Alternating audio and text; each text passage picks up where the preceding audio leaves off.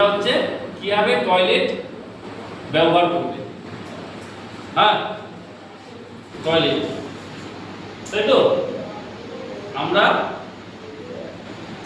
সকালে ঘুম থেকে উঠে কখন কি করি?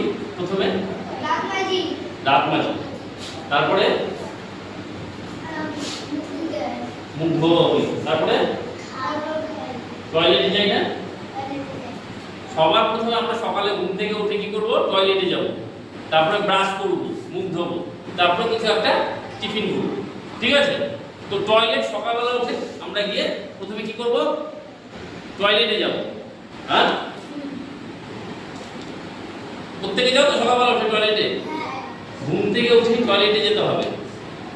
যদি সকলের টয়লেট না চাপে তাহলে আমরা একটু জল, খালি পেটে জল খেয়ে দেবো, কিন্তু সকালে অভ্যাস করতে হবে সকালবেলা উঠে টয়লেটে যাওয়া। এবার টয়লেটে গেলে কিভাবে টয়লেট করবে? প্রথমে কি করবে? প্রথমে জল দেবে, তারপরে টয়লেটে বসবে, আবার টয়লেট হয়ে গেলে আবার জল দেবে। এটা আমাদের নিয়ম, ঠিক আছে? হ্যাঁ, এবার সারাদিনে একটি সুস্থ মানুষের দুবার টয়লেট যাওয়া উচিত, একবার বা দুবার। তার অধিক হয়ে গেলে মনে করতে হবে আমাদের শারীরিক কোনো সমস্যা দেখা দিয়েছে, তৎক্ষণাৎ আমাদের ডাক্তারবাবুর সঙ্গে বা বাড়ির অভিভাবকদের সঙ্গে এই ব্যাপার নিয়ে আলোচনা করতে হবে যে আমার শরীরটা খারাপ লাগছে, ঠিক আছে, আমার এতবার পটি হচ্ছে, টয়লেট হচ্ছে, আমার শরীর খারাপ লাগছে। একটি সুস্থ মানুষের দুবার টয়লেট হবে, হ্যাঁ, এবং সেটা প্রতিদিন নিত্যদিন করতে হবে।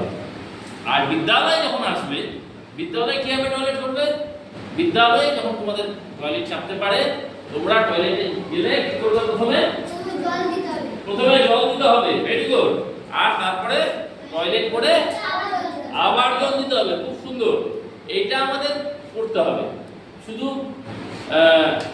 টয়লেটে গিয়ে পরিষ্কার রাখলে হবে না, আমাদের বিদ্যালয়ে সমস্ত কিছুই আমাদের পরিষ্কার পরিচ্ছন্ন রাখতে হবে। বিদ্যালয়কে আমাদের মন্দির ভাবতে হবে।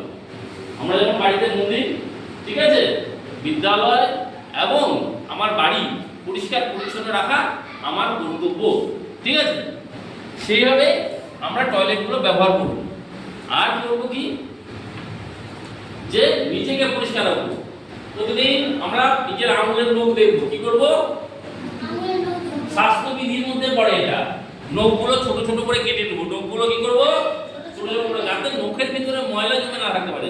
কেন? ওই খাবারগুলো আমরা হাত দিয়ে খাই, ওই নোংরাগুলো, ময়লাগুলো আমাদের খাদ্যের মধ্যে ঢুকে গিয়ে আমাদের শরীরে ক্ষতি করতে পারে, শরীরে নানা রকম অসুখ বিসুখ হতে পারে, ঠিক আছে?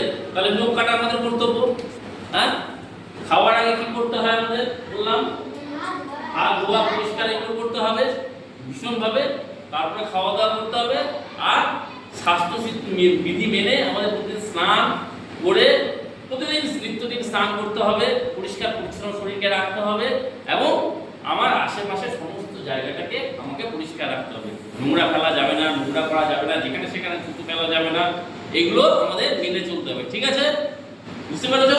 এটা হচ্ছে একটা স্বাস্থ্যবিধি ক্লাস আছে, কারণ তোমাদেরকে মাঝে মাঝেই এই জিনিসগুলো বলা হয়। এর আগে বলেছি না? এর আগে এই ক্লাসটা হয়েছে, স্বাস্থ্যবিধির ক্লাস ভালোভাবেই পড়ানো হয়েছে। আর তোমরা দেখাও একবার হাতটা কিভাবে পরিষ্কার করতে হবে।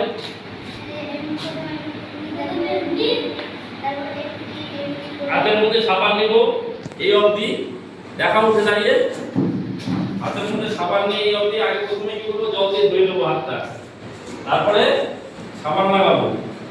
হ্যাঁ, সাবানটা কিভাবে লাগাবো দেখাও।